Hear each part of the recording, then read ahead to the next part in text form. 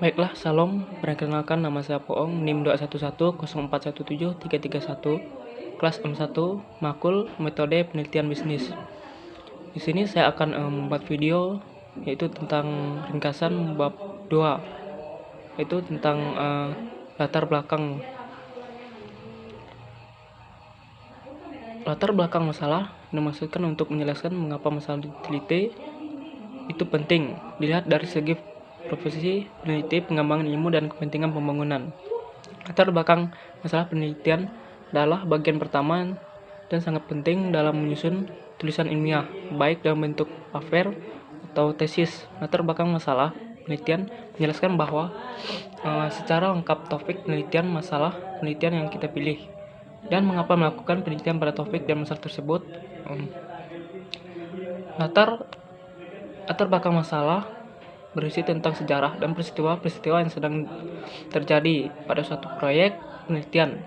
Tetapi dalam peristiwa itu nampak adanya penyimpangan dari standar yang ada, baik standar keilmuan maupun aturan dalam latar belakang. Ini penulis harus melakukan analisis masalah sehingga permasalahan menjadi jelas. Melalui analisis masalah ini, peneliti harus dapat menunjukkan adanya suatu penyimpangan dan menuliskan mengapa hal itu perlu diteliti. Bagian latar belakang masalah menjelaskan mengapa suatu penelitian dilaksanakan dan apa yang ingin dicapai atau diketahui dari pelaksanaan penelitian tersebut. Fakta dan data yang didukung harus dicantumkan. Latar belakang mendefinisikan dan menggambarkan sejarah dan sifat masalah penelitian yang didefinisikan dengan baik dan mengacu pada literatur yang ada. Informasi latar belakang harus menunjukkan akar masalah yang sedang dipelajari, konteks masalah yang sesuai dengan harus menunjukkan akar masalah yang sedang dipelajari sesuai dengan kaitannya dengan teori penelitian dan atau praktik ruang lingkup. Latar belakang masalah merupakan informasi yang tersusun sistematis berkenaan dengan fenomena dan masalah problematik yang menarik untuk diteliti. Di sini latar belakang masalah setidaknya memuat hal-hal sebagai berikut. Yang pertama ada faktor-faktor apa saja yang menjadi perhatian untuk dijadikan suatu latar belakang. Itu yang disebut dengan latar belakang faktual.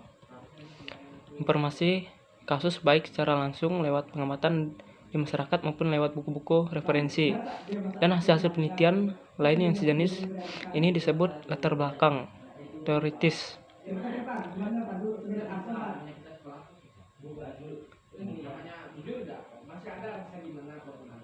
Cara membuat latar belakang masalah diantaranya dapat dilakukan dengan langkah-langkah sebagai berikut.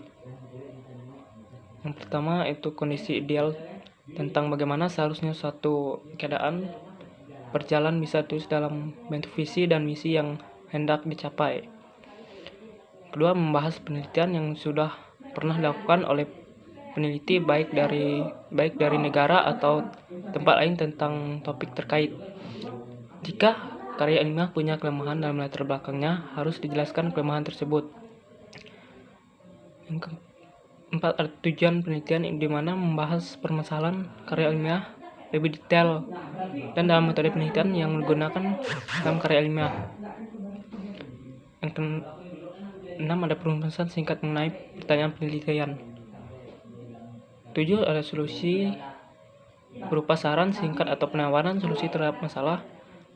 Sebelum lanjut ke pokok pembahasannya, bagian awal latar belakang merupakan gambaran umum tentang masalah yang akan diangkat dengan model piramida terbalik. Buat gambaran umum tentang masalah dimulai dari hal-hal global sampai mengacu fokus pada masalah inti, objek, serta ruang lingkup yang akan diteliti. Cara membuat latar belakang yang benar. Cari tahu hal-hal yang terkait dengan variabel penelitian. Ada 5 langkah dalam artikel ini yang akan membantu kita untuk menyusun pengantar yang efektif untuk kedua jenis makalah penelitian. Mulai pembahasan secara luas terlebih dahulu yang berkaitan dengan tujuan. Penelitian kita, jika saya bicara tentang secara umum, tentu akan bervariasi. Misalnya ada penelitian yang bertujuan mencari tahu hubungan sebab akibat antara variabel. Ada juga yang bertujuan untuk membandingkan dua data, dan ada juga berbagai tujuan lainnya. Contoh pertama, saham pada PT.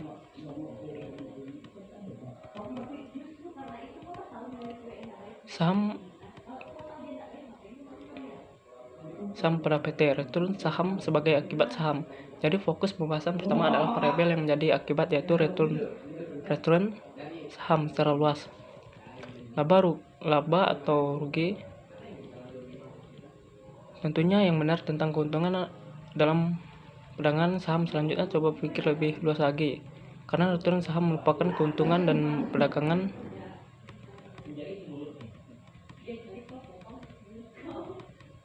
Misalnya trending, analisa teknikal, analisa fundamental, rasio keuangan, investasi, laporan keuangan, dan lainnya. Namun dari beberapa istilah tersebut, tidak semua cocok masukkan pada bagian awal latar belakang penelitian.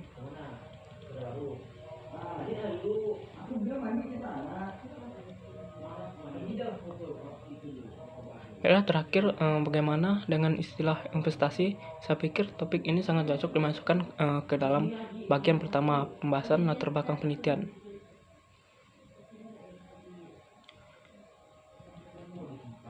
Contoh kedua, perbandingan return saham sebelum dan selama COVID-19 pada PT.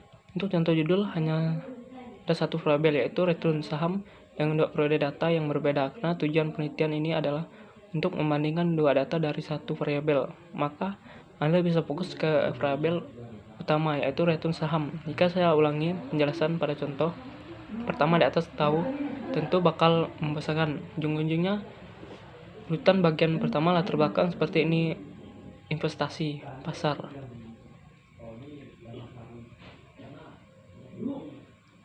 Tapi ingat, tidak ada ilmu yang pasti. Yang jelas, mulailah dari pembahasan yang lebih luas. Di sini kita melihat apa sih hubungannya COVID-19 dengan return saham. Jangan tanya itu, justru karena itulah penelitian ini dilakukan. Coba lihat kembali judul pada contoh kedua ini. Periode penelitian adalah sebelum dan selama COVID-19. Artinya penelitian ini bertujuan membandingkan data sebelum masa COVID-19 dan selama masa COVID-19.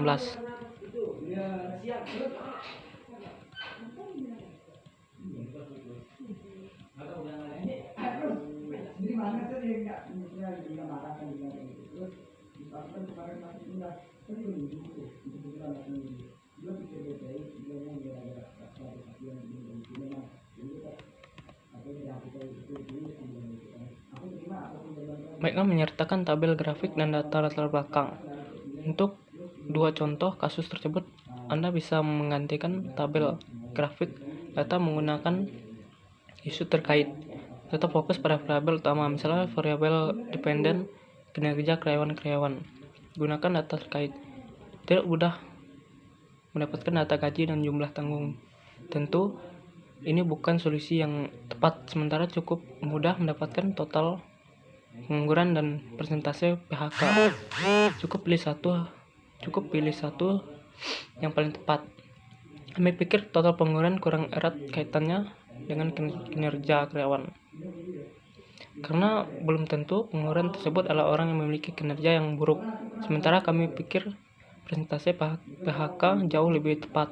Rasanya ketika karyawan sangat buruk, maka karyawan tersebut berpotensi terkena sanksi PHK. Cukup masuk akal, bukan? Selanjutnya Anda bisa menggunakan data ini dan rangkailah kata-kata yang mudah dimengerti. Contoh kedua, variabel dependen, manajemen laba. Untuk mendapatkan data cukup mudah. Kesulitannya hanya butuh perhitungan lanjutan.